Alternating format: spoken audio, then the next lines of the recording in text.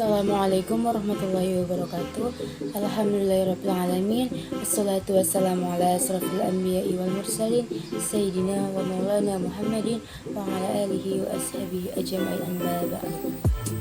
Puji syukur kita panjatkan kehadirat Allah Subhanahu wa taala yang telah memberikan rahmat, anugerah serta karunia-Nya. Tak lupa pula salawat serta salam semoga tetap tercurahkan kepada baginda Nabi Muhammad SAW. Perkenalkan, saya Siti Sumarni Maneki selaku moderator di kelompok 7 dengan judul makalah Fikih Jinayah dan Pembahasan Konsep Qisas dan Diyat. Baiklah, saya akan membacakan pengertian tentang jinayah. Pengertian jinayah. Dalam hukum Islam, kita mengenal istilah jinayah. Dalam hukum Islam diartikan sebagai tindak pidana, yang berarti perbuatan-perbuatan yang dilarang syara, yang diancam oleh Allah dengan hukuman hudud, qisas, diyat, atau ta'zir. Larangan-larangan syara tersebut ada kalanya berupa mengerjakan perbuatan yang dilarang atau meninggalkan perbuatan yang diperintahkan. Adapun yang dimaksud dengan kata syara adalah suatu perbuatan baru dianggap tindak pidana apabila dilarang oleh syara. Sedangkan secara terminologis jinayah didefinisikan dengan semua perbuatan yang dilarang dan kemadaratan terhadap jiwa atau terhadap selain jiwa, dan jiwa dijatuhi hukuman qisas atau membayar denda. Jika fikih jinayah adalah segala ketentuan hukum mengenai tindak pidana atau perbuatan pidana yang dilakukan oleh orang-orang mukallaf sebagai hasil dari pemahaman atas dalil-dalil hukum yang rumit dari Al-Quran. Jinayah bentuk jamak dari jinayah. Menurut bahasa, jinayah berpengaruh terhadap badan, harta, dan jiwa. Sedangkan menurut istilah, jinayat melanggar terhadap badan yang diwajibkan qisas dan diyat. Jinayah juga berarti sanksi-sanksi yang diterapkan di atas penilaian atas badan. Dengan demikian, tindak itu sendiri dan sanksi yang akan diterapkan di atas badan yang disebut jinayat. Jinayat secara garis besar dibedakan menjadi dua kategori, yaitu sebagai berikut. Jinayat terhadap jiwa, yaitu gangguan terhadap seseorang dengan menghilangkan nyawa, baik sengaja maupun tidak sengaja.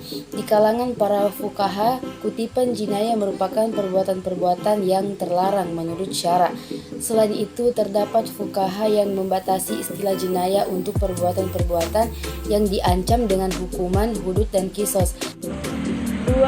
Qisas. Secara literal, qisas adalah turunan dari kata qasha yang berarti menguntit, mendekati, menceritakan, mengikuti, dan membalas. Adapun menurut istilah Ibnu Manjur dalam Lisan Al-Arab, yang dimaksud qisas adalah suatu hukuman yang ditetapkan dengan cara mengikuti bentuk tindak pidana yang dilakukan seperti membunuh dibalas dengan membunuh.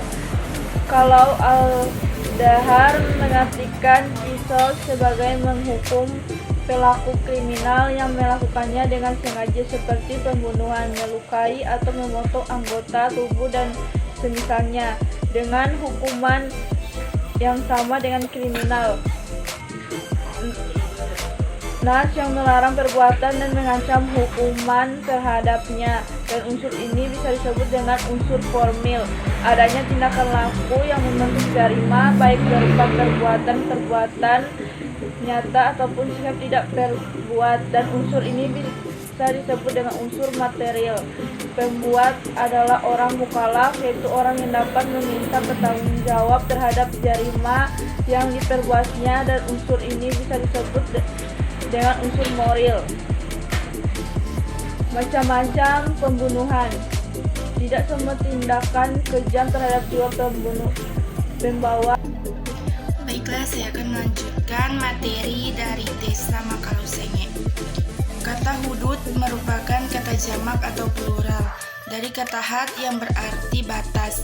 Secara etimologis, hudud berarti larangan. Adapun secara terminologis, hudud adalah hukuman yang telah ditentukan dan ditetapkan Allah di dalam Al-Quran dan di dalam hadis. Hukuman hudud ini adalah Allah yang tidak boleh ditukar atau diganti hukumannya dan tidak boleh diubah. Hukuman hudud tidak boleh dimaafkan oleh siapapun. Mereka yang melanggar aturan-aturan hukum Allah yang telah ditentukan dan ditetapkan Allah atau Rasul-Nya yang disebutkan di dalam Al-Quran atau hadis adalah termasuk dalam golongan orang-orang yang zalim. Contoh perzinaan. Secara umum dalam artian sederhana zina atau perzinaan adalah hubungan kelamin di luar nikah. Islam telah menentukan cara penyaluran nafsu syahwat secara baik melalui lembaga perkawinan tidak sesuai dengan cara ditentukan Islam. Dan oleh karena itu, perzinaan dilarang secara tegas dan keras oleh Islam. Larangan terhadap perzinaan beriringan dengan larangan pembunuhan itu sendiri. Islam menetapkan ancaman terhadap perzinaan. Dengan ancaman terhadap perzinaan dengan hukuman yang sangat berat, paling tinggi hukuman mati dan paling rendah hukuman dera 100 kali. Oleh karena itu, begitu beratnya ancaman terhadap perzinaan, maka para ulama menetapkan secara hati-hati pengertian dan kriteria dari perzinaan yang berhak atas hukuman berat itu. Sanksi hukuman zina bila dapat dibuktikan bahwa zina memang telah terjadi dan tidak ada satupun unsur syubhat yang dapat dikemukakan, maka hukuman dapat dilaksanakan.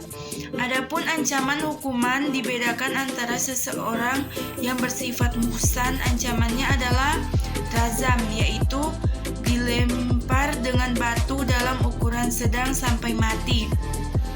Sedangkan terhadap yang tidak muhsan, ancamannya adalah dera 100 kali dan dibuang 1 tahun.